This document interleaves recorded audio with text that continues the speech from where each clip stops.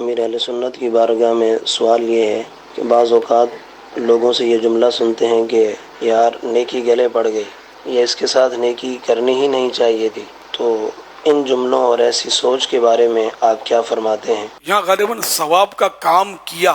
اور وہ گلے پڑ گیا مراد نہیں ہے. وہ کسی کا کام کر دیتے ہیں، کسی کے ساتھ وہ بھلائی کر دیتے ہیں لوگ، تو وہ پھر جب بدسلوکی کرتا ہے یا لفٹ نہیں کراتا یا نقصان پہنچا دیتا ہے، تب غالباً لوگ اس طرح بولتے ہوتے ہیں کہ یار نیکی گلے پڑ گئی. بولنا نہیں چاہیے، جملہ ہے تھوڑا مطلب اشتباہ والا کہ نیکی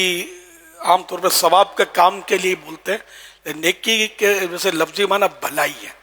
بھلائی بغیر ثواب کے بھی ہو سکتی ہے. اچھی نیت نہیں کی، ویسے ہی کسی کے ساتھ اچھا سلوک کر دیا، ثواب کے لیے نہیں کیا، مروت میں کیا،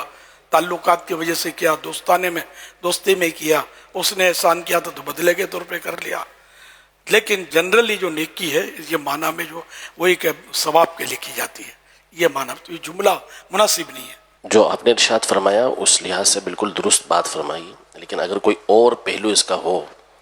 اور واقعی کوئی نیکی اس نے کی، بھلائی کی، اور وہ پتہ چلا کہ اس میں کوئی آزمائش آئی، پریشانی آئی،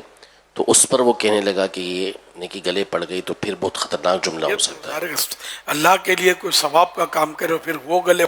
پڑ گیا نعوذ باللہ کہے تو پھر تو خطرناک ترین معاملہ ہے. کوئی امتحان تو ہوتا ہے، تو انبیاء کرام علیہ السلام کو ایسی ایسی آزمائشیں آئیں، نبوت ملی تو نعوذ باللہ کیا یہ وہ کہیں گے اس طرح کہ اس لیے آزمائش آئی، یا نواز رسول میں نوازا ہوں اس لیے آزمائش آئی ہے نا، معاذ اللہ. تو نیکی کی اس لیے میرے ساتھ ایسا ہوا، یہ جملے بالکل نہیں بولنے چاہیے، اور کسی نے بولا تو وہ سچی توبہ کرے اس سے.